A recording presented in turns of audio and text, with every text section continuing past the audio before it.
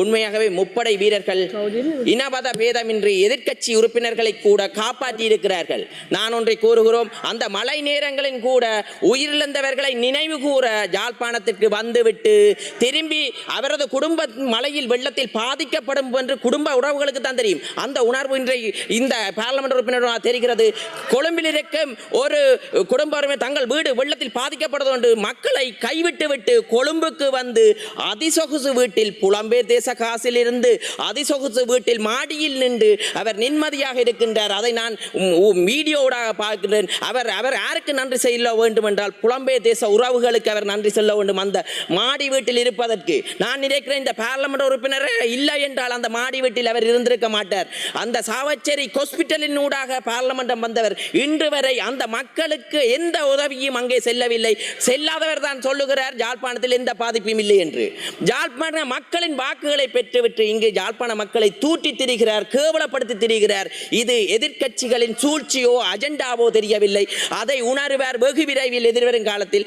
அதே நேரம் நாங்கள் பக்கபலம் இல்லை, அமைச்சரை நாங்கள் வாழ்த்த வேண்டும். உண்மையாகவே அவர் மலையகத்தில் சென்று சேவை செய்ய வேண்டும். மலையகத்தில் சேவை செய்யும் போது என்ன உத்வேகம் அவருக்கு ஏற்படும். ஏனென்றால் அவரது கிளாஸ்மேட் இருப்பினும் நண்பர்கள் இருப்பினும் அந்த உறவு.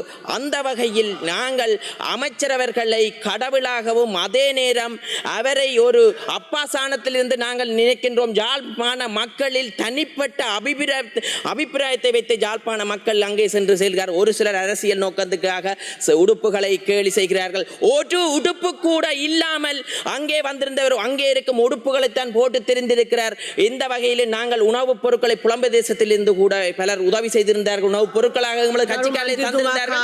நாங்கள் சென்று வினோதித்திருந்தோம். ஆனால் கட்சி காரியாலயத்தில் அந்த உணவு போதி ஒரு பாசல் கூட இல்லை. நான் வழங்கும் போது எங்கள் சகோதர உறுப்பினருக்கு சொன்னேன், எங்கட கட்சி காரியாலயத்துக்கு தான் நிவாரணம் தர வேண்டும் என்று நான் நினைத்திருந்தேன். ஏனென்றால் நாங்கள் அங்கே சாப்பிடுவதற்கு கூட எங்கள் கட்சி காரியாலயத்தில் உணவுப் பொருட்கள் இல்லை.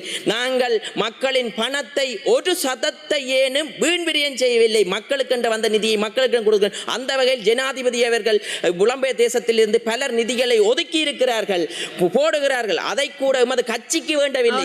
அரசு திணைக்களத்தின் ஒரு கட்டமைப்பை உருவாக்கி துரிதமாக அந்த நிதியை அரசு திணைக்களத்துக்கிடையே ஒப்படைக்கும் ஒரு துரித சேவையை செய்ததற்கு ஜனாதிபதிகள் வாழ்த்துகிறோம். நீங்களாக இருந்திருந்தால் உங்களது தனிப்பட்ட அக்கவுண்டுகள் போன்றிருப்பீர்கள். இந்த அனர்த்த நேரத்தில் மக்களின் பணத்தை திருடாத அரசாங்கம் என்பதை இந்த இடத்தில் நான் உறுதியாக கூறுகிறேன். நன்றி வணக்கம்.